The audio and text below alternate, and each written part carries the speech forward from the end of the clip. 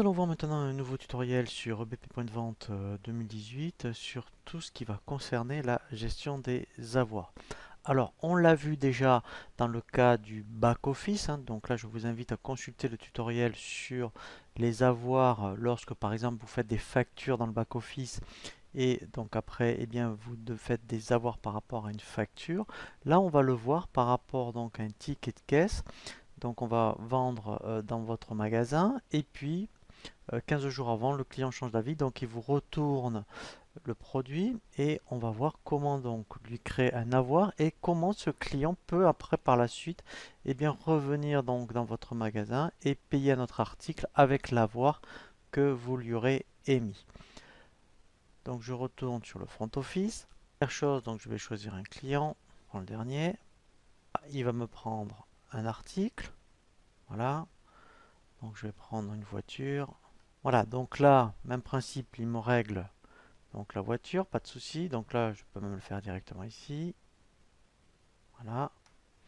Et je dirais 2 jours après, alors le client revient, donc soit la voiture, l'article est défectueux, soit il change d'avis, mais vous lui proposez de dire, eh bien écoutez, moi je vous propose de faire un avoir, et avec cet avoir, eh bien vous pouvez, je dirais, venir donc régler notre article quand vous aurez fait un achat. Donc déjà, première chose qu'il faut faire, il faut changer de type de document et lui dire que vous voulez faire un avoir. Donc ça, on peut le faire depuis le front office. Ici, vous avez donc document. Voilà, et là, vous dites que vous allez faire un avoir. Voilà, donc vous voyez qu'ici, ça a bien changé. Donc là, eh bien, vous reprenez donc l'article. Donc ici, je vais donc reprendre ma voiture. Voilà. Ce qui est intéressant, c'est qu'on peut, d'ailleurs c'est intéressant pour les retours. Ici, on va mettre un justificatif. Voilà. On va mettre rétractation client par exemple. Voilà. Et donc là, vous voyez, j'ai bien un avoir. Quand j'imprime, vous voyez, après, je fais imprimer un avoir. Voilà. Et ici, vous voyez, donc j'ai bien mon avoir. Voilà. Alors après même, on peut le faire sous forme de facturette ou sous forme de ticket. Donc là, je termine le ticket. Voilà. Et lorsque mon client revient, eh bien effectivement, donc il veut donc bénéficier de cet avoir pour acheter un autre article. Donc là, j'ai gardé le client sur lequel j'étais. Je vais donc passer les articles qu'il vient donc de me commander. Donc là, je dirais bien, par exemple, il va me prendre ceci. Ah, une fois donc que j'ai sélectionné mes articles, eh bien, je vais cliquer ici sur le bouton Régler pour pouvoir, vous voyez, utiliser un avoir. Voilà, donc j'en avais déjà fait un auparavant. Donc là, je vais prendre celui-ci. Je fais sélectionner.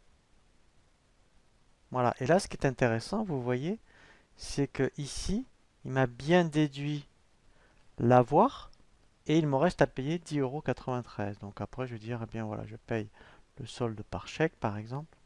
Voilà. Voilà, et là, vous voyez que mon ticket est réglé. Voilà, donc en fait, ce qui est très important lorsque vous avez donc un avoir à faire à partir de la caisse, c'est donc quand vous prenez le fichier client, c'est de bien aller dans document et ici vous faites avoir. Donc à partir de là, lui va générer un document et ce qui est intéressant, c'est qu'après vous avez accès, vous voyez, au bouton utiliser un avoir et là après voilà. Vous voyez donc comme j'en ai utilisé un, il m'en reste plus qu'un. Voilà, donc là après, eh bien, lui, il a bien enregistré donc le document qui est après pour vous un moyen de paiement. Si l'on consulte après les mouvements de stock, vous voyez dans le back-office, par rapport à ce qu'on a fait aujourd'hui, eh bien effectivement par rapport, vous voyez, aux avoirs et aux ventes, lui il fait bien donc les réintégrations.